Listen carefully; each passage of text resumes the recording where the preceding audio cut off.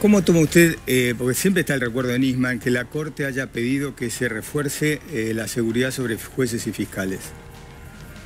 Bueno, que refuercen... Porque refuerce la fuerza de seguridad sobre el Estado. Si el tema es realmente alentar la idea de que le puede pasar al fiscal Luciani lo que le pasó a Nisman, miren, hasta acá lo que le pasó a Nisman es que se suicidó. Hasta acá no se probó otra cosa. Yo espero que no haga algo así el fiscal Luciani.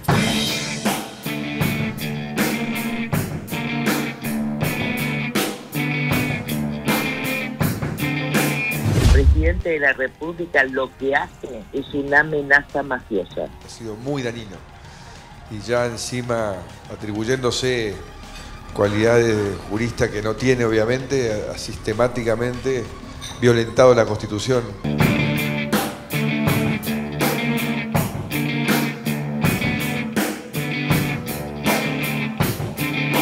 Lo que va a haber, porque es inevitable, es una movilización permanente, un ganar la calle. La única forma de superarla es meterla presa. Así que Cristina nadie lo puede superar.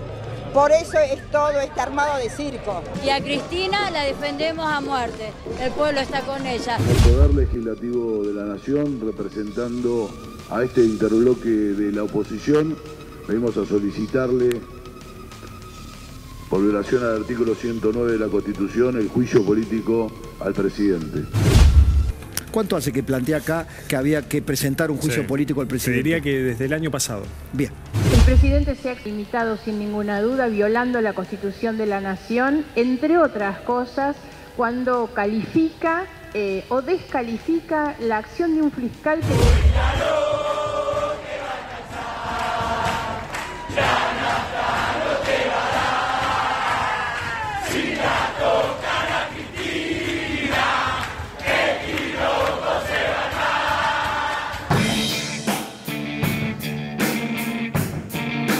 Quieren dar vuelta a las cosas, ponerse en víctimas cuando son victimarios, y lo han sido siempre. Los que ejercieron la violencia, la persecución, los que prohibieron la libertad de expresión en la Argentina, siempre fue la derecha. El presidente Alberto Fernández no hizo ninguna comparación anoche. La comparación la hicieron los periodistas.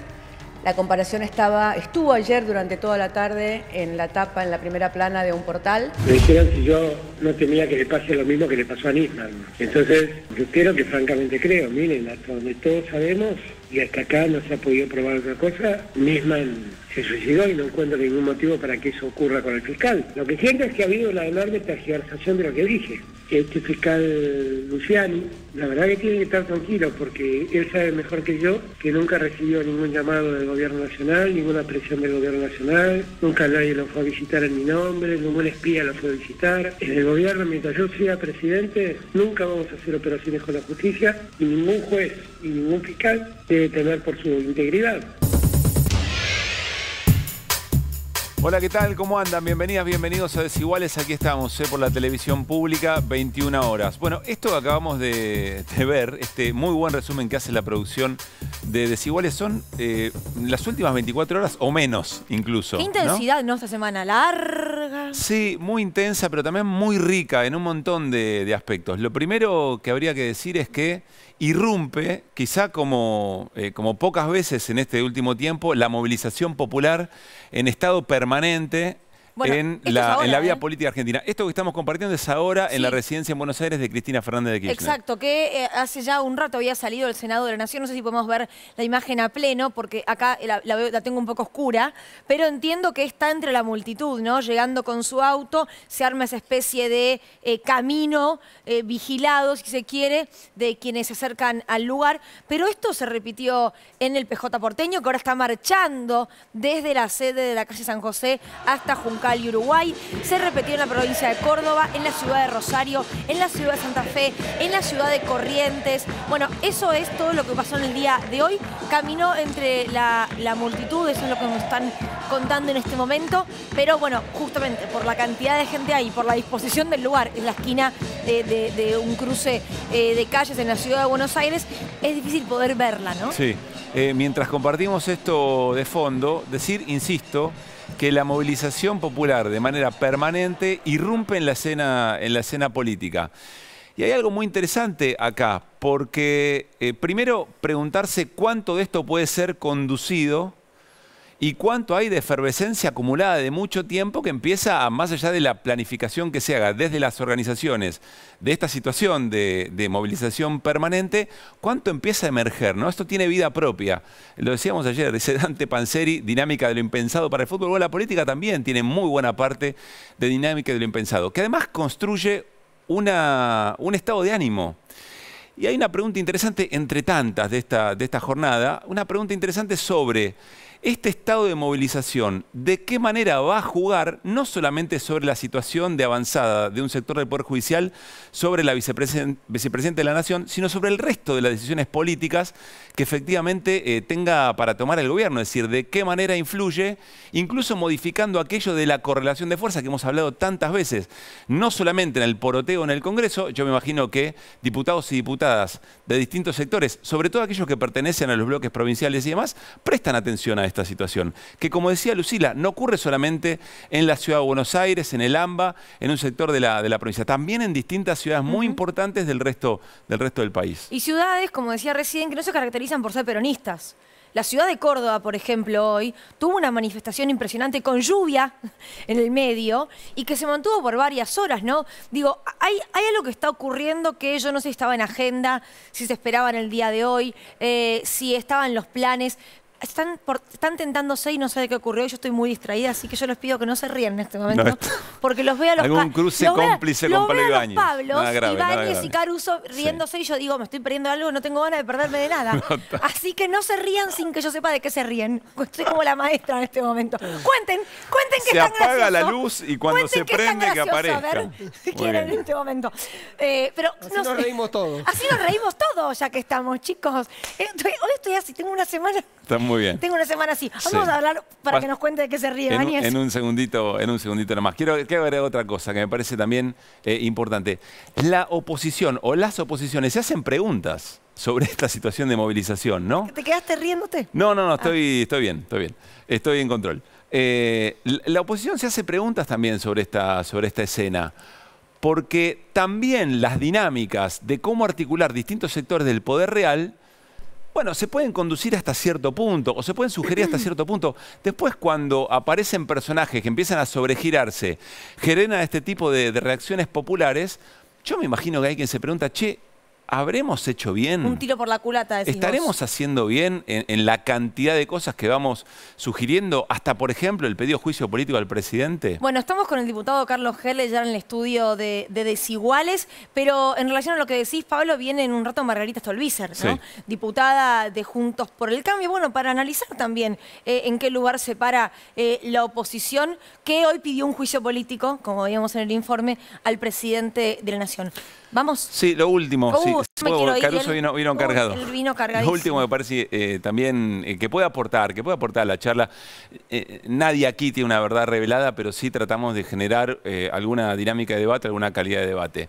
Lo que veíamos también y que despertó muchas reacciones, la entrevista ayer que dio el presidente en el canal de noticias TN, para ver cómo a veces se hablamos las cosas. Yo veía que desde propios sectores del Frente de Todos se decía, bueno, hizo una de más el presidente, discusiones sobre si el presidente tiene que ir a esos canales a dar entrevistas. A veces pensamos las cosas con lógica muy distinta a la que quizá nosotros naturalmente tenemos. No hay que olvidar, creo que hoy lo planteó muy bien la portavoz del gobierno, Gabriela Cerruti, que no solamente fueron los periodistas los que introdujeron la comparación con Nisman, sino que se viene generando la idea de que el fiscal Luciani ocupa un lugar de relevancia política en esos mismos términos. Es más, se lo ha comparado con Estracera, por ejemplo, el fiscal de la Junta. Es decir, todo eso no parte de la acción del presidente, eso parte de una respuesta del presidente contundente a esa situación.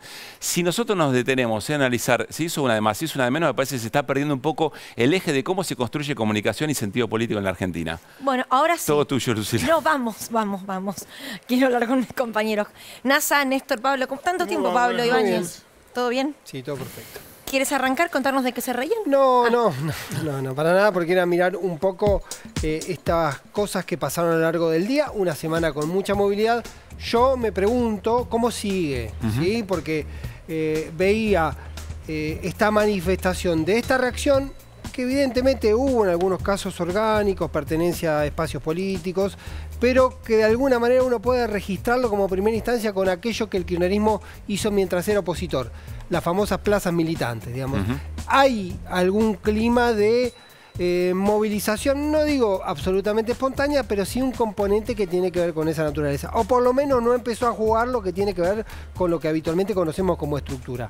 La pregunta es ¿cómo sigue? Es una carrera larga, puede estar el juicio puede estar el veredicto en febrero, digamos. Por lo tanto, si juega esto que vos decís como mensaje político para la oposición, para la justicia, para la intervención o la acción en todo lo que tiene que ver con las decisiones del gobierno, también es una pelea larga, también es una carrera larga de administración de los tiempos. Vamos a hablar un poquito de eso, porque hay lugares y momentos que pueden ser determinantes como para, dentro de lo espontáneo de lo que puede surgir, para entender cómo se puede administrar o cómo está en la cabeza del oficialismo la administración de esta maratón que de alguna manera tiene que ver con el juicio de Cristina. ¿Qué estás viendo, Néstor? Me parece que todo lo que está ocurriendo, sobre todo a partir de las declaraciones del presidente Alberto Fernández anoche en TN, nos ha hecho perder de vista que hoy ocurrió algo importante y hoy se presentó públicamente una prueba que puede generar algún ruido adentro del propio juicio de vialidad. ¿Por cuál prueba? La que presentó Cristina Fernández de Kirchner en el tuit. Ese documento que está en la causa desde 2018 y que no se investigó, o por lo menos no se profundizó, es un tema muy fuerte. Recordemos de qué habla brevemente, aunque después lo vamos a ver con más desarrollo. De que 1/3 de los 9 millones de dólares que revolvió José Francisco López provenían de un banco, son billetes correlativos, numerados en un fajo. Empaquetados, digamos. Empaquetados, son 3.200.000 dólares, 1/3 de eso, y esa parte, ese dinero, vino a un banco que estaba administrado por un hombre muy cercano a Daniel Angelici, es decir, por propiedad transitiva, muy cercano a Mauricio Macri. ¿Esto qué hace? ¿Justifica que José López No, fue... de ninguna manera, no. José López fue un ministro que estuvo, casi un ministro que estuvo 12 años en el gobierno de Néstor Kirchner y de Cristina Fernández de Kirchner. Si los traicionó, los mexicañó, se llevó la guita por otro lado, la generó de otro lugar, pero lo concreto es que esa plata vino canalizada a los bolsos de López a través de un banco que tenía que ver con otra idea política. Pero esta información está en la causa de hace mucho tiempo. Hace 4 años. NASA, más allá de la gira del ministro de Economía por Estados Unidos, ¿cómo estás viendo? ¿Qué te llama la atención de estas horas? A ver, a mí lo que empiezo a ver son preguntas, lo que me empiezan a aparecer son preguntas, es decir, ¿qué puede pasar del otro lado, ¿no? De quienes están en contra de la vicepresidenta, de quienes están a favor de golpe de las argumentaciones del fiscal Luciani.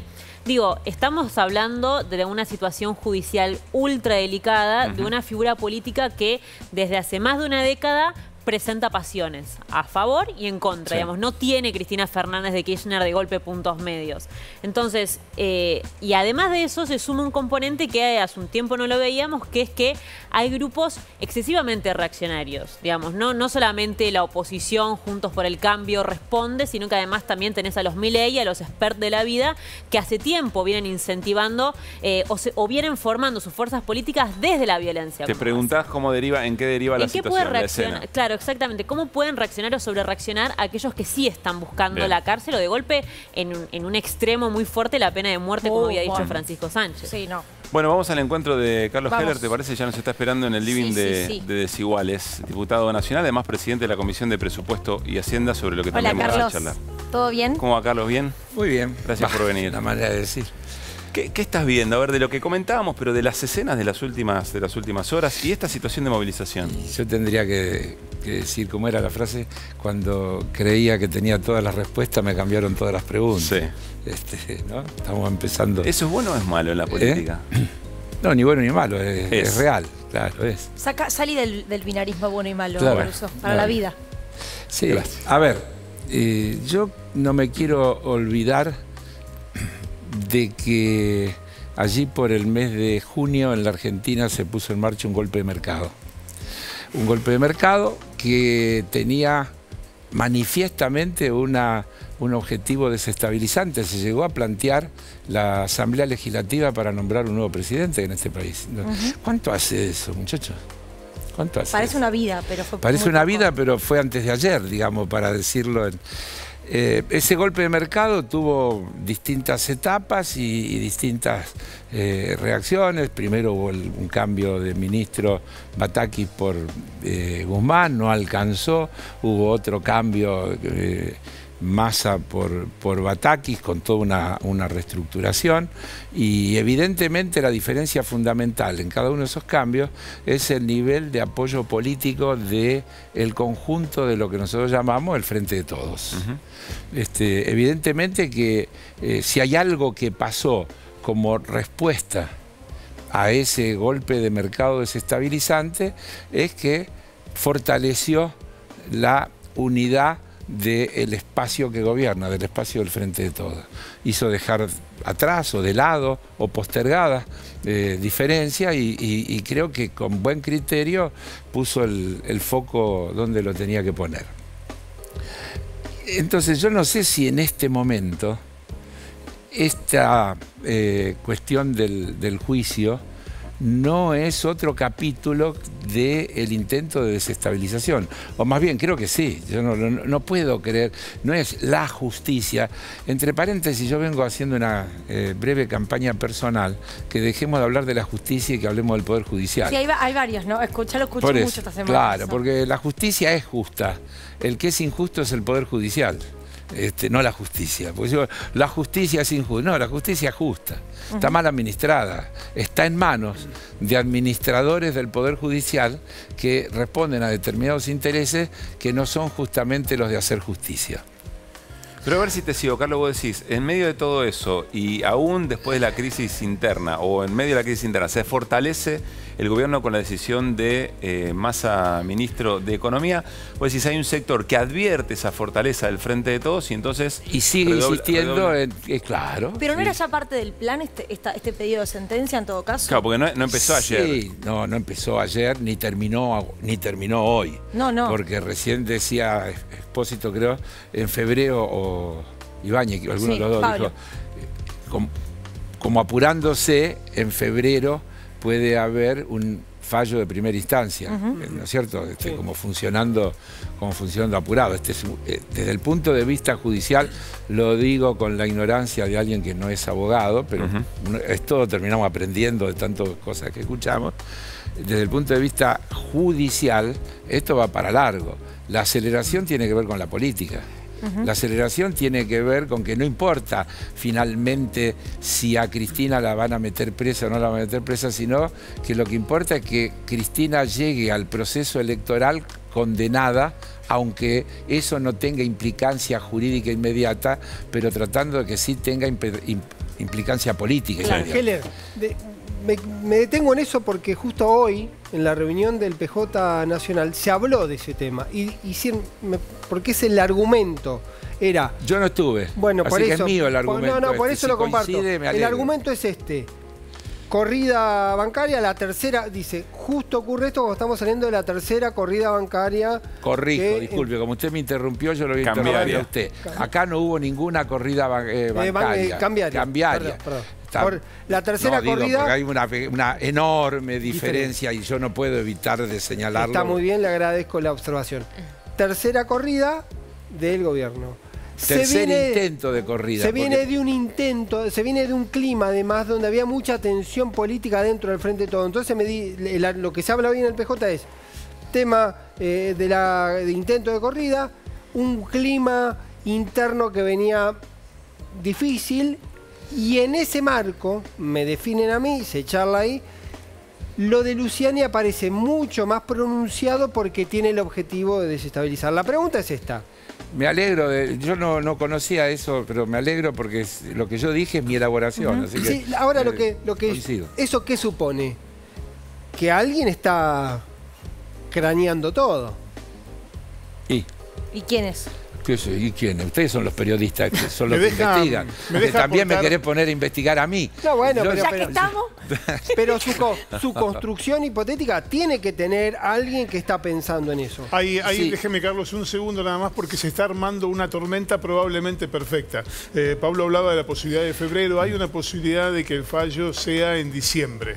Que sí, caiga pero no en se pleno van a mundial. conocer de cualquier manera los fundamentos, porque el fallo va a decir condénase o absuélvese a fulano de tal, y recién 2 o 3 meses después aparecen los fundamentos, las razones, etcétera, y comienza la etapa de las apelaciones. Sí, pero hay un impacto social ahí. Obvio. Déjeme redondearle los otros 2 datos. De esta posibilidad de que en diciembre haya una decisión se conjuga con una convocatoria en noviembre para revisar la causa Los Sauces Ciote Sur, y hoy empieza a circular que se está revisando la condena a la causa Ruta del Dinero, aquella de Lázaro. Sí, claro. Entonces todo junto va a confluir a fin de año. Ojo con diciembre. Pero yo, a ver, puedo estar de acuerdo, estoy de acuerdo. Agrego, como conejo de la galera, el último día el fiscal mete a Máximo Kirchner en el tema.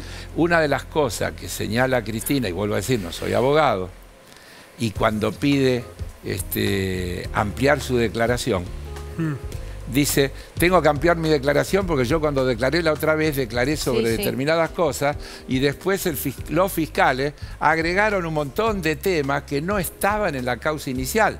Y el último de los temas es querer involucrarlo a Máximo Kirchner también. Es decir, la justicia tiene algunas cuestiones de procedimiento. Cuando hay una causa, el tema es la causa, no podés... Si se derivan otras cosas, deberían abrirse causas conexas, ¿no es cierto?, que van tomando distintas cuestiones. Ahora, vos fíjate que... No quiero que se vaya... No me voy a ningún lado. Mientras no me eche, me quedo. Si hay alguien construyendo todo el escenario. Sí, a mí ponerle nombre y apellido es bastante difícil. Vos podrías creer, o alguien podría creer, que esto es espontáneo. Parecería. Yo podría decir, mirá, por deformación casi profesional, yo suelo decir, lo dije ayer en una reunión, que siempre están los intereses económicos detrás. Es decir, cuando la dictadura militar generó el genocidio, no lo hizo como un fin en sí mismo. Lo hizo para despejar el camino, para llevar adelante las políticas que se llevaron adelante después. Vino acompañado de un trabajo ideológico, porque no les alcanzó con la represión. Y por eso recién en los 90 el menemismo pudo concretar muchas de las cosas que estaban en el discurso de Martínez de Oz del 2 de abril de 1976. Las privatizaciones y un montón del desguace del Estado, etcétera, etcétera. Es decir, el fin último es de verdad el de la puja por los intereses económicos. Es el fin último, habría que vincularlo con el embajador de Estados Unidos diciendo: la Argentina tiene alimentos, la Argentina tiene combustible, la Argentina tiene litio, la Argentina... Y hay muchísimas empresas norteamericanas que están deseosas de participar y están esperando que se haga la gran coalición que dijo Larreta, que el embajador lo corrige en una clara intromisión en una cosa que no debe, y después dice, lo hago a título personal, que es el embajador de Estados Unidos nunca habla a título personal. Carlos, queremos compartir con vos una imagen de los últimos minutos, tiene que ver con la vicepresidenta llegando a su casa y en el medio de la agenda, a ver si podemos verla, la tengo de espaldas, pero ahí se ve, ¿no? Cuando baja, claro, cada vez más gente además, ¿no? Ahí salió del auto. Y saludando. Esto ocurre desde el día lunes, recordémoslo. Hoy es jueves, pasó toda la semana lo mismo. Ahora están movilizándose quienes estaban en el PJ hacia la casa de la vicepresidenta. Sobre el tema de la movilización permanente en distintos lugares del país, de distintas maneras, ¿qué opinión tenés? Me parece que está muy bien. Es decir, hay una reacción... Ponernos a discutir la teoría de cuánto es organizado y cuánto es espontáneo, te diría que casi es secundario. Está pasando. y nunca es definitivamente una cosa o la otra. Si está organizado, funciona si lo espontáneo acompaña. Y si a lo espontáneo alguien lo visualiza y decide darle un canal a organizarlo, es mejor. Por lo tanto, me parece una discusión menor cuánto tiene de espontáneo y cuánto tiene de organizado. Está sucediendo y está muy bien que suceda. Pero Carlos, decíamos, o jugábamos la idea en el arranque, genera un clima, genera un estado de ánimo que evidentemente va a exceder a la propia causa y lo que pase con el tribunal y con el fiscal, y se va a empezar a meter también en el juego de las decisiones políticas del propio gobierno, sea para animarlo a tomar otro tipo de decisiones que hasta acá no tomó, o sea para evaluar efectivamente el camino del sendero hasta aquí. Sí. ¿Quiere que te diga? ¡Me encantó! ¡Gracias, Carlos! Quiero decir que hay varias charlas previas alrededor del rol de las correlaciones de fuerza entre Carlos. A ver, mientras sucede eso, yo cuando llegué, ustedes estaban mostrando a un conjunto de diputados de Juntos por el Cambio pidiendo el juicio político del presidente. Es decir, hay dos escenarios. Si no cometamos el error de ver uno solo. Ellos redoblan la apuesta, no es que se han impresionado por la movilización popular, sino lo que han hecho es, hoy salió el procurador interino desde hace, ¿cuánto hace que está interino? 3 años, 4 años que está interino, no, más, casi 5. A cuestionar al presidente. Entonces, el fiscal dice que se siente amenazado. ¿Vos viste las barbaridades que ha dicho el fiscal sobre la persona de la vicepresidenta, sobre Máximo? Porque ha usado adjetivos calificativos absolutamente inaceptables. Ahí hay un planteo que hacen algunos sectores si no de me deja terminar ninguna de idea, la comunicación. No, pero para retroalimentar lo que vas a decir. Hay algunos sectores, hay algunas almas bellas de la política y la comunicación y el periodismo que dicen bueno, pero este tipo de manifestaciones, tanto del presidente como algunos integrantes del poder legislativo, del oficialismo, están teniendo una injerencia indebida sobre el poder judicial y la marcha del proceso. Pero acá lo que tenés es una injerencia indebida del Poder Judicial sobre el funcionamiento general de las instituciones. Vos tenés leyes que aprobó el Parlamento y que a los 10 minutos fueron amparadas y nunca se pudieron aplicar. Decretos que tomó el Poder Ejecutivo que a los 10 minutos fueron amparadas y no se pudieron. Vos estamos en un estado donde en realidad esto del Partido Judicial es una realidad absoluta. Porque no hay ninguna medida de gobierno que se pueda tomar si el Poder Judicial no te la deja pasar. Lo dijo taxativamente el fiscal Luciani en el alegato. Todo acto del Poder Ejecutivo debe ser revisable por el Poder Judicial. Y no es así, porque si no, vos fijate que llegamos al absurdo de que la voluntad popular de la elección de quienes lo representan termina limitada por la decisión de personas que en última instancia no tienen ese mandato popular. El Poder Judicial... Pero sí tienen que controlar los actos de gobierno. La constitucionalidad de los actos de gobierno, porque si no, por la vía de que todo lo amparo y lo pongo en lista de espera y queda ahí durmiendo, cuando Alberto Fernández va el 1 de marzo a la Asamblea Legislativa y dice, hace 2 años que presentamos el tema del decreto nuestro para los medios de internet, las telecomunicaciones y demás, inmediatamente un juez federal de Córdoba, de un lugar de Córdoba, hizo lugar a un amparo que una empresa eligió curiosamente realizarlo en ese lugar y que como es juez federal tiene aplicación para todo el mundo y pasaron 2 años y nadie se ocupó, la Corte no se expidió. Vos fijate que la justicia o la administración judicial se logra con acciones y con omisiones, porque como la Corte no tiene plazos, por ejemplo, en aquello que no le conviene, no quiere o qué sé yo, te lo deja y pueden pasar décadas y el tema queda allí y no se resuelve. Entonces, tenemos una situación de una gravedad institucional tremenda. De pronto, el fiscal dice este tema de la presidenta de la República no podía ignorar y dice una cosa que es un absurdo. Cualquiera que ha gestionado, yo lo pensaba, es decir, yo tengo que hacerme responsable de si un cajero de la sucursal Jujuy del Banco Credicop comete un ilícito y entonces yo soy el responsable. Y además, una asociación ilícita conformada por los integrantes de un gabinete de 3 gobiernos elegidos por la voluntad popular, un fiscal puede decir que eso es una asociación ilícita. Una asociación ilícita es otra cosa, es una asociación creada para cometer un delito. Y ahí viene, y vuelvo a decir, Espósito me va a ayudar, pero sobre todo en la justicia penal está el tema de la prueba.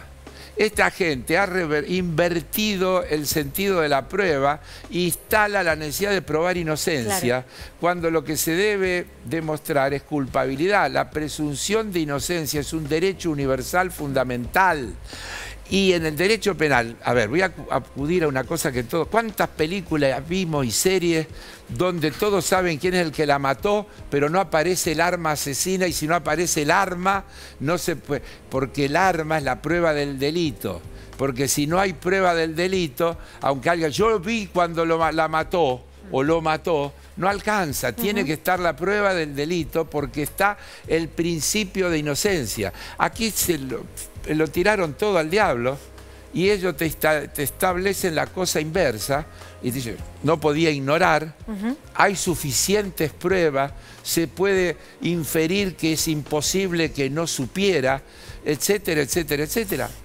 ¿De dónde sale todo eso? Carlos, te invitamos a que te quedes porque estamos en comunicación desde el móvil con Mariano Recalde, senador del Frente de Todos y presidente del PJ de la Ciudad de Buenos Aires. Recalde, ¿cómo le va? Buenas noches, buenas tardes iba a decir. ¿Qué tal? Buenas noches y un saludo a Carlos ahí. Abrazo, Mariano, abrazo. A ver, ¿por qué decidieron movilizar, entiendo, ¿no? Desde la calle San José hasta la casa de la vicepresidenta. Sí, fue transformándose, fue evolucionando una reunión que iba a ser del partido, terminó transformándose en un cabildo abierto, vinieron miles de personas, miles de peronistas y ahí mismo decidimos caminar las 12, 13 cuadras que separan la sede del partido con la casa de Cristina a venir a darle el apoyo. Y la verdad que una alegría, un entusiasmo y un despertar de la conciencia de un pueblo que parecía que estaba dormido, pero está firme para defender a Cristina, defender sus derechos, defender la democracia, que es lo que quieren llevarse puesto con esta pantomima de juicio transmitido por cadena nacional, y tan berreta, tan carente de pruebas, de imparcialidad, carente de ecuanimidad. Como lo decía Carlos recién, lo estaba escuchando. Ahora, Recalde, ¿para qué se despertó? Digo, ¿se despertó para quedar en estado de movilización por un tiempo largo, para concluir en una gran marcha? ¿Para qué? Para muchas cosas. Primero, para brindarle el apoyo a Cristina y estar junto a ella. Pero además, ella decía también que con este juicio, con este ataque, lo que buscan es condicionar a los demás, ¿no? Si se meten con Cristina, que el resto no se anime a hacer lo que ella hizo o seguir los pasos de ella. Mariano... Que le tengan miedo, ya terminó la idea, que tengan miedo a las tapas de Clarín o a una denuncia falsa de un fiscal. Acá el pueblo y el peronismo está en la calle para quitarle el miedo a todo el mundo, para que no nos condicionen desde una tapa de un diario o de una fiscalía. Mariano, hay sectores del propio Poder Judicial, de la institución judicial, también de la oposición, que lo que dicen es, bueno, esto lo único que hace es, por parte del oficialismo, intentar condicionar el proceso judicial y la administración de justicia de otro poder del Estado. ¿Qué se responde a eso? Es una payasada todo lo que está ocurriendo. No hay administración de justicia en este caso, no hay jueces, fiscales y macristas jugando fútbol en la casa de Macri, tomando mate en plena audiencia mostrando que son del Liverpool, no dejándola defenderse, no dejándola expresar, metiendo prueba por la ventana. Esto no es un juicio. Acá estamos discutiendo otra cosa. Acá hay un pelotón de fusilamiento, como dijo Cristina. Acá hay un ataque político de un partido que es el partido judicial. Como antes estaba el partido militar, hoy inventaron, hoy utilizan como herramienta el partido judicial. No son jueces, no es la justicia. Así que si es una discusión política, vamos a darle discusión política. La última de mi parte, Mariano, ¿qué consecuencias concretas en la dinámica política de los tiempos que vienen, que van a ser muy intensos, por cierto, tiene este estado de movilización? Bueno, la verdad que evoluciona día a día. Te decía que ayer no pensábamos que iba a terminar en esta gran movilización hoy. El sábado estábamos convocando y vamos a estar alertas y movilizados como hoy definió el Partido Justicialista Nacional para estar en la calle cuando lo disponga Cristina y Alberto. Perdón, ¿cuál es la movilización del sábado? El sábado estamos convocando a las 15 horas en Parque Lezama a un gran encuentro de todo el Frente de Todos. Hoy fue el Partido Justicialista, pero el sábado, junto con los demás partidos que integran el Frente de Todos, el Partido Solidario que preside Carlos Heller y los 23 partidos que forman parte del Frente de Todos en la Ciudad de Buenos Aires, nos vamos a concentrar ahí en Parque Lezama para darle el apoyo a Cristina y decirle no al lawfare. Gracias, El martes el PJ Nacional convocó una reunión con las autoridades de todos los partidos que componen el Frente de Todos. También está convocado el martes. A nivel nacional. A nivel nacional, así es. Recalde, gracias por su tiempo. No, gracias a ustedes. Un abrazo grande de todos. Carlos, no quiero dejar de preguntarte en función de la responsabilidad que tenés con el tema del presupuesto. Sos presidente de la Comisión de Presupuestos. ¿Se conocieron recortes o reajustes presupuestarios? Vos dirás cómo hay que llamarlo. Que implican quita de algunas partidas a sectores muy sensibles. Salud, educación, infraestructura. Hoy salió una explicación del Ministerio de Economía, te invito a que la leas, porque el título del ajuste es, como siempre, una ligereza. Por ejemplo, en el caso más notable de los 50.000 millones de pesos de educación, es una partida destinada a la compra de notebook para el plan Conectar Igualdad. Y, hay infraestructura escolar también, ¿eh? Hay infraestructura escolar en el... No, básicamente es el Conectar Igualdad. En el Conectar Igualdad lo que hay es una partida que los proveedores no están en condiciones de entregar y que se transfirió al primer trimestre del año que viene, donde se van a recibir 1 millón de netbooks para el desarrollo de este plan. Y lo que ha habido, a ver, voy a hacer un poquito de memoria. No hay presupuesto, porque los que cuestionan ahora el supuesto recorte nos negaron la aprobación del presupuesto. Lo que hay es un presupuesto del año anterior que el Poder Ejecutivo, por DNU, fue aplicando partidas ampliatorias en función de la inflación y de un montón de cosas. Y ahora lo que hizo es una reasignación de algunas de esas partidas que tienen que ver con esto. En el caso de en particular, te vuelvo a repetir, todos están explicados. Hoy hay un comunicado del Ministerio de Economía que es largo, donde hoy a la tarde explicaron en detalle cada una de esas reasignaciones a qué se corresponden. Al mismo tiempo, habría que decir todos los otros datos que nos está arrojando la economía, que no tienen que ver con una política de ajuste. El récord de capacidad instalada utilizada, el récord de producción manufacturera, el récord de exportaciones, el récord de exportaciones agroindustriales. El récord de importaciones agroindustriales. En la mayoría de las cosas ya estamos llegando a niveles prepandemia, es decir, que se ha recuperado todo lo que se perdió durante la pandemia. Entonces, aquí también vos tenés dos cuentas. Si mirás desde lo que falta, acá faltan muchas cosas. Si mirás de dónde estaba y lo que se ha hecho, te digo, se está avanzando y se está avanzando en el sentido correcto. Ayer, el presidente de Francia hizo una declaración, no sé si la vieron. Se terminó la época de la abundancia, viene la época de la economía y la recesión y no sé qué más, porque tenemos que resolver el problema de la inflación.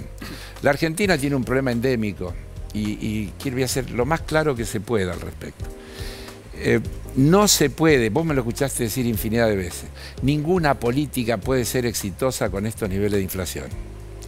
Y estos niveles de inflación son de una complejidad tremenda, porque en el mundo, cuando la inflación llega a 2 dígitos, se arma un lío como hay en este momento en el mundo, y nosotros estamos cerca de tener 2 dígitos en un mes. Entonces, la gravedad del tema es inusitada. Cómo tomar medidas antiinflacionarias que no vayan de la mano de un shock recesivo es un arte.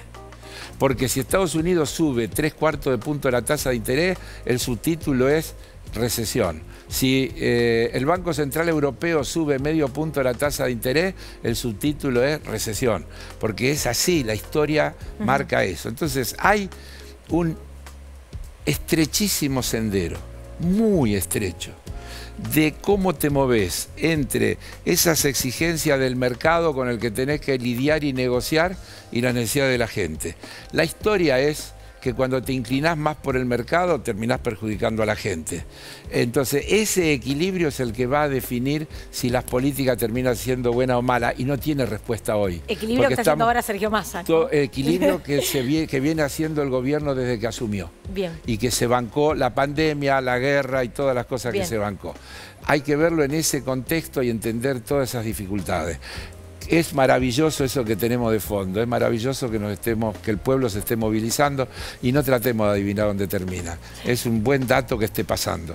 Gracias, Carlos, por haber venido. Gracias a ustedes. Bueno, nos vamos a ir al corte. Al regresar, por supuesto, compartimos información que tiene nuestro equipo. Y está Margarita Stolbizer también, en el estudio de Desiguales, la diputada nacional, para seguir charlando sobre todos estos temas. Ya venimos.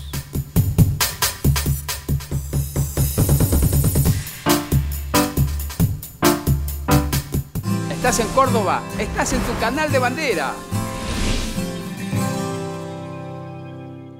¿Cómo podemos generar corrientes en el mar y en los océanos con diferencias de sal? Fíjense cómo está, lo mismo que estábamos viendo antes, cómo va avanzando. Este es el comediante que hacía con Tinelli, con la que... ¡Sí! Totis y Liberto, ¡No! claro.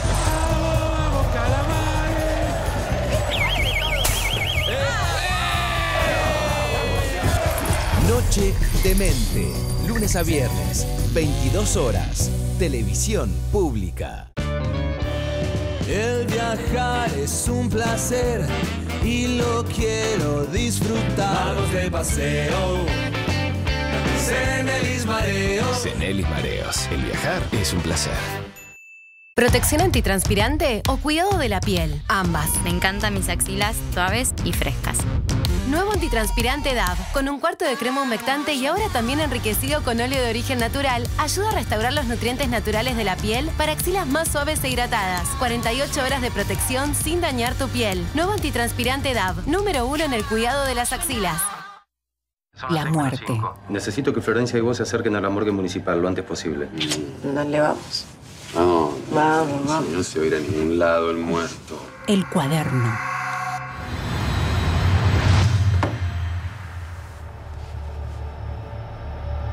¿De dónde sacaste el cuaderno, Flor? Acá las preguntas las hago yo. Dice de título La Duda. Post-Mortem, capítulo 5. La Duda, jueves, 23 horas, televisión pública. Somos los activistas de la mesa y queremos mejorar la manera en que comemos. Por eso las nuevas sopas Knorr están hechas con vegetales deshidratados, semillas y sin conservantes. Recetas únicas para disfrutar de una sopa deliciosa.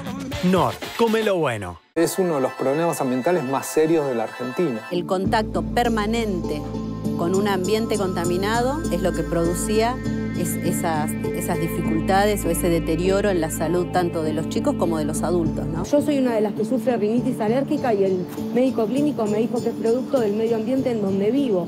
Se burlan de nosotros. Hay un antes y después de lo que uno se imagina o las imágenes que uno tiene en la memoria del riachuelo de hace, no sé, 10, 15 años. Yo sé que me voy a morir remando acá. Yo lo sé. Y estoy feliz.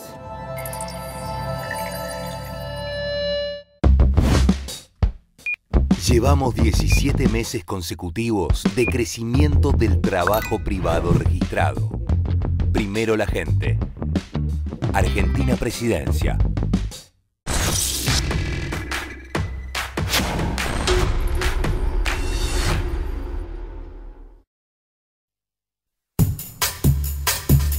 Seguimos aquí en Desiguales y como decíamos, estamos junto con la diputada de Juntos por el Cambio, Margarita Stolbizer. Gracias por haber venido. Gracias diputada. por la invitación. Y de hecho, aclaramos que hemos invitado a muchísimos de la oposición y nos suelen decir que no. Así que es la segunda vez que viene en los 2 años que tenemos al aire, con lo cual, de verdad, gracias. Agradecida por la invitación. Por haber venido. Recién mencionábamos un poco la situación al inicio, ¿no? Del oficialismo, si se quiere, con esta movilización en la calle y demás, pero la oposición también tuvo actividad esta semana. De hecho, hubo una reunión de la Mesa Nacional en la cual usted tuiteó que no la habían convocado. ¿Habló luego del tuit que puso con los dirigentes de por qué ocurrió eso?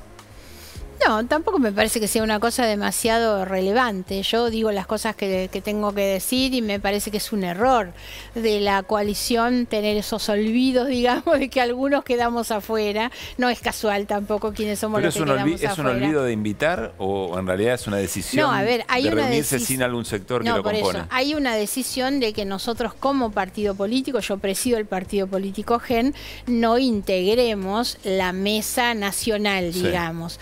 Lo que a mí me llama la atención es que me podrían invitar solamente como invitada, aunque no nos incorporen en la mesa. Pero bueno, no pasó eso tampoco. Pero decía Margarita, hay algunas razones para que eso pase. ¿Cuáles son esas razones? No, me da la impresión que lo que hay es que, bueno, no quieren, obviamente, no sé. Yo he hecho el planteo muchas veces como partido, nosotros lo hacemos institucionalmente, pero bueno, no nos incorpora. O sea, la razón que hay, la explicación que hay es que el partido GEN, que es el que yo presido, no es miembro fundador de la coalición. Y hay una cosa tal vez más objetiva y más comprensible, que es que nosotros nos incorporamos el año pasado en la coalición Juntos de la provincia de Buenos Aires, pero no hemos integrado Juntos a nivel nacional nunca y tampoco lo integramos en muchas otras provincias. Más allá de esto, que ahora nos metemos en los temas del día, por supuesto, saber cómo está viendo toda esta situación, pero cómo, en este contexto, digamos, ¿no?, de esa manera de integrar la coalición Juntos por el Cambio, ¿cómo conviven o cómo se negocia las diferentes, algunos no son solo matices, hay diferencias realmente muy, muy importantes hacia adentro? ¿Cómo, si no se la tiene tan en cuenta, cómo se expresan sus puntos de vista respecto de los temas del día a día? Bueno, es que la problemática es esa. Yo digo, las cosas que se deciden no han contado con la opinión nuestra. Entonces después es bastante difícil que puedan comprometernos a nosotros en posiciones de las que nosotros no hemos participado en la discusión, ¿no? Eso es lo que ocurre después. No pasa lo mismo en el interbloque. Nosotros formamos parte del interbloque de Juntos por el Cambio. Hemos estado en reuniones, hoy hemos hecho una presentación conjunta, digamos, y es la gente con la que yo tengo más trato, digamos, con los presidentes de los bloques. ¿Y por qué no firmó Manes este pedido de juicio político? Porque se lo ha criticado por eso. ¿Socio político suyo, o por lo menos hasta donde entendemos? Sí, ¿Usted le gustaría que Manes fuera por supuesto, candidato a presidente? Sí. Y de hecho, cuando yo comento que el año pasado nosotros nos incorporamos en la coalición Juntos en la provincia de Buenos Aires, fue prácticamente por la presencia de Facundo Manes, que nos daba a nosotros una puerta de comodidad, yo lo he definido de esta manera, para ingresar en esa coalición, sobre todo porque Facundo expresa un discurso no grieta, que es lo que nosotros preferimos, un discurso mucho más humanista, mucho más progresista, y bueno, esa es la razón por la que nos incorporamos y por la cual también nos gustaría que Facundo sea candidato. Le preguntaba a Luli, ¿y por qué no firmaron el pedido de juicio político al presidente, que hoy suscribió Juntos por el Cambio? No lo sé, pero supongo que habrá tenido diferencia con eso. Tampoco hay digamos, es necesario que todo el mundo lo firme. ¿Y usted lo acompaña? Sí, yo lo acompaño. Estuve en la conferencia de prensa donde se presentó incluso el pedido. Néstor. Sí, a propósito de eso, en el supuesto caso de que prosperara el pedido de juicio político, la línea sucesoria arrojaría que la próxima presidenta fuera Cristina Fernández de Kirchner. ¿Quieren que Cristina Fernández de Kirchner sea nuevamente presidenta? No, a ver, yo lo planteé hoy en la conferencia de prensa, que para nosotros haber hecho la presentación del pedido de juicio político tenía más que ver con un posicionamiento simbólico que realmente con la posibilidad de llevar esto hacia adelante. Tenemos muy claro que no hay ni va a haber el número suficiente ni siquiera para tratarlo, pero para nosotros unificar una posición para llamar la atención. Yo lo dije en la conferencia de prensa, nosotros queremos que no pase inadvertido lo que han sido declaraciones del presidente muy preocupantes, sobre todo cuando el presidente dice, califica al proceso de investigación, al juicio que se está llevando adelante como una maniobra de persecución, creo que dijo, judicial y mediática. Y a mí me parece que eso es bastante grave, teniendo en cuenta que estamos frente a un proceso en trámite. Y además hay que entender algo, porque me da la impresión que se ha sobredimensionado mucho todo. hay que entender que hay un fiscal que está haciendo lo que la ley y la Constitución le dicen que tiene que hacer, que es acusar.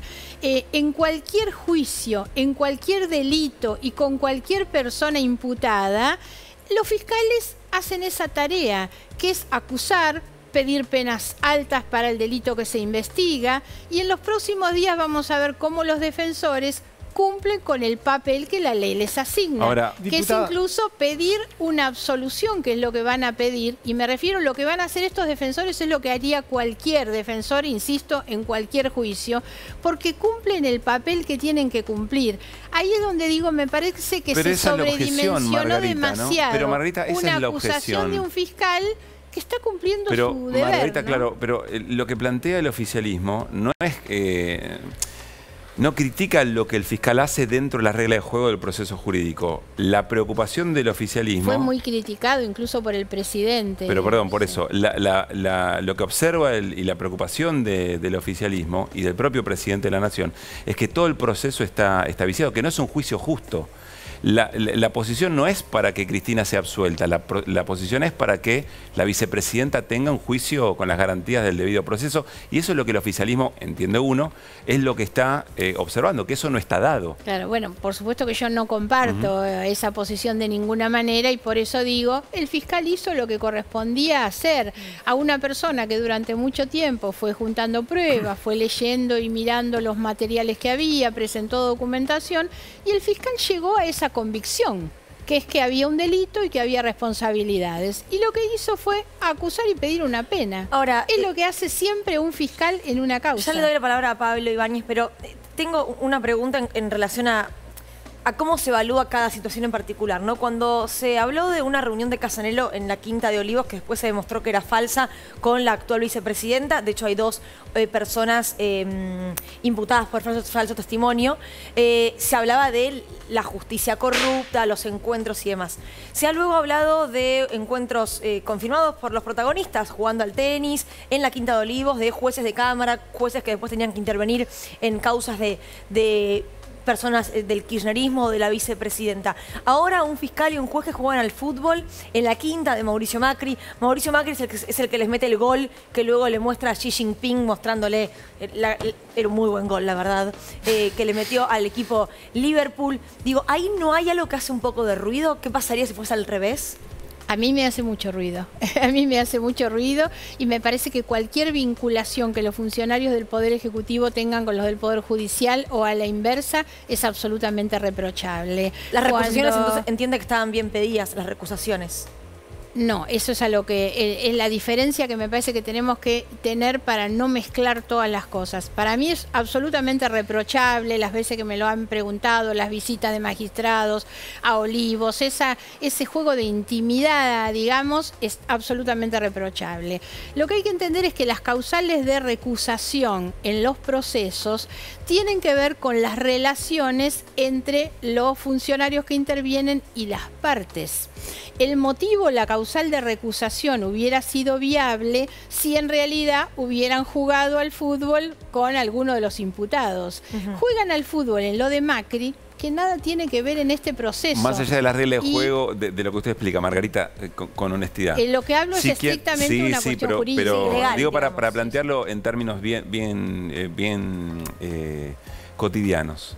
Si a usted, quien la acusa, tiene un vínculo muy cercano o de jugar en un mismo equipo de fútbol con quien tiene que evaluar esa acusación, en la casa de su adversario político, ¿usted no levantaría la mano y diría, che, esto no me parece que me vaya a ir muy bien en este proceso? A ver, puedo levantar la mano, salir y venir y decirlo acá. Digamos, una cosa es cuando uno hace una denuncia política, una acusación de tipo político, un posicionamiento, todo eso sí. Ahora, no sirve como causal de recusación. Por eso digo, lo que estoy dando es una fundamentación estrictamente jurídica. ¿De por qué? Claro, entiendo. La causal de recusación no corresponde y por esa razón la rechazaron. ¿Pablo?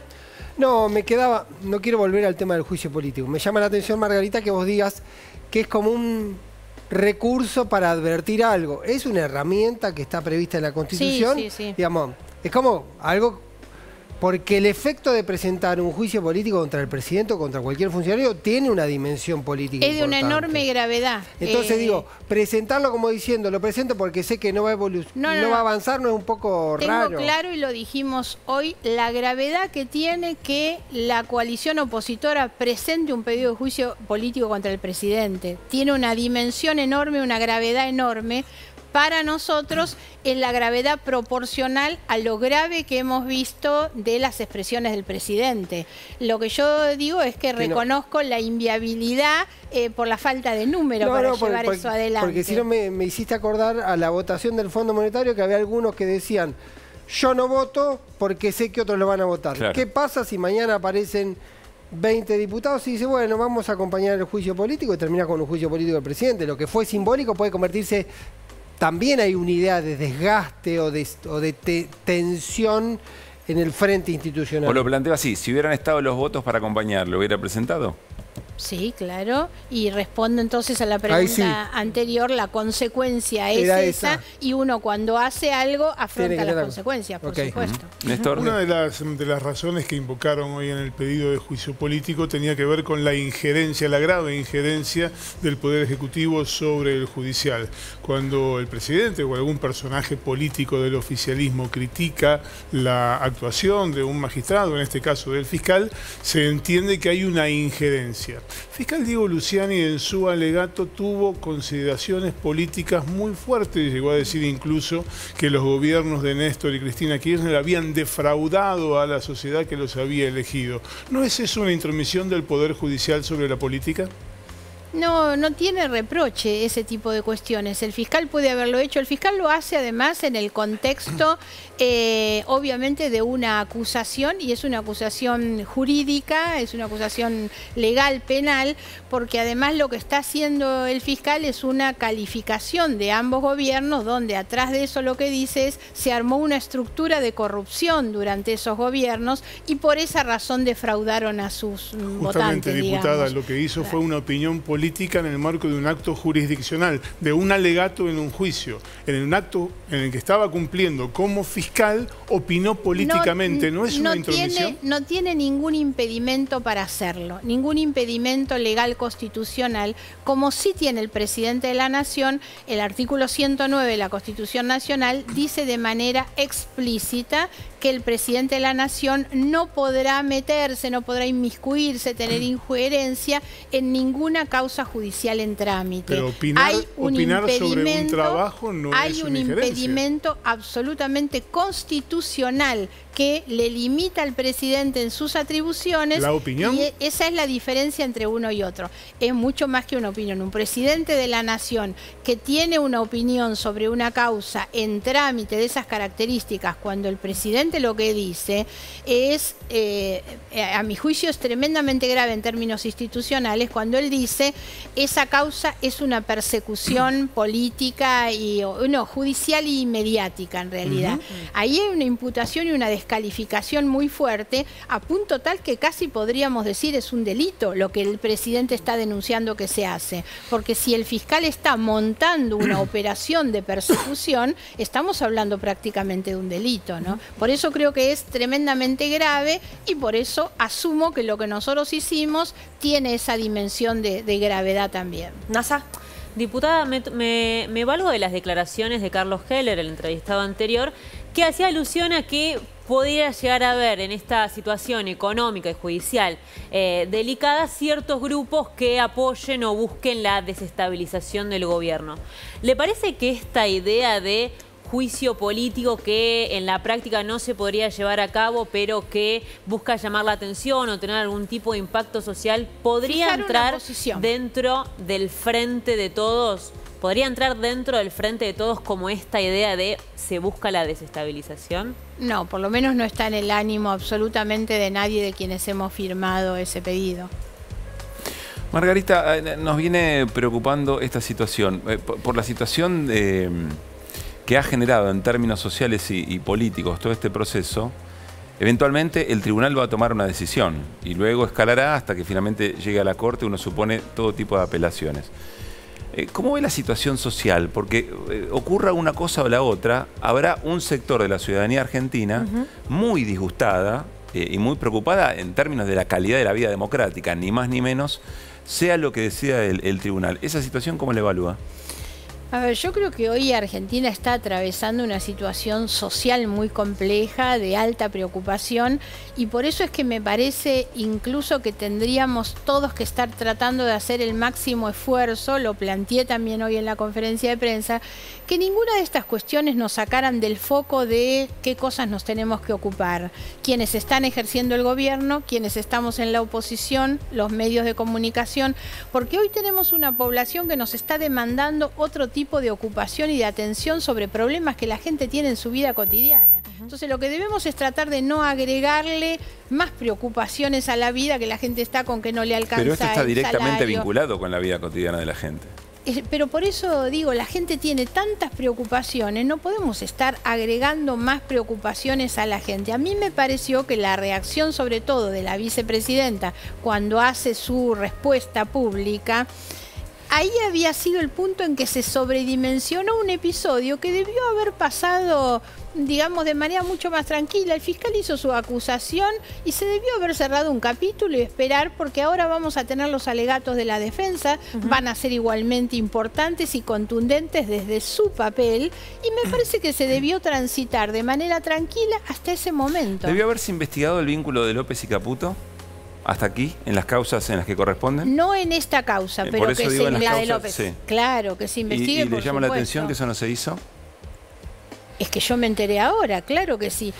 Me parece que lo que se dio a conocer el otro día pone al desnudo una cantidad de cuestiones, porque López fue funcionario los 12 años de gobierno kirchnerista, y además esto tiene que ver con otra causa que es muy fuerte, que es la causa llamada Cuaderno, yo llamaría Arrepentidos, que son obviamente los que explicaron dónde pagaban, a quién le pagaban, quién lo trasladaba. Igual para la justicia no es tan grave, ¿no? A ver, pareciera que para la justicia no es tan grave quién pagaba, dónde pagaba, cuánto pagaba. Pero eso, bueno. pero eso es central, y en esto que se conoció el otro día de López, conocimos un poco de eso. Me parece que esa es una investigación propia de esa causa también. Gracias por haber venido, diputada. No, gracias a ustedes por la invitación. Nos tenemos que ir, pero recuerden que mañana 21 horas está SIC, Periodismo Textual, en este caso un capítulo titulado El río que espera, enfocado en lo que es el río Matanza-Riachuelo. Ustedes saben que existe ACUMAR, una autoridad responsable del saneamiento, mantenimiento y control de la cuenca, y las preguntas que siempre se hace SIC. ¿Por qué se fue contaminando el río durante siglos? ¿Por qué su limpieza demora tanto? ¿Qué pasa hoy con las aguas del riachuelo y cómo será su futuro? ¿Dejará de ser alguna vez el riachuelo una herida abierta? Todo esto mañana a las 21 aquí en la televisión pública. Un gran saludo a nuestros hermanos y hermanas del Uruguay que hoy están celebrando su Día de la Independencia. Nos reencontramos. Acá unos metros encima, ¿no? Sí. Que nos lo recordó la diputada. El domingo nos reencontramos 22:30, me están diciendo. Ah, bueno. Horario ¿Viste? especial. Sí. 22:30, mirá qué bien. Hay fútbol, me parece, antes, ¿no? Bueno. Nos vemos el domingo por la noche. Chau, Chau. chau.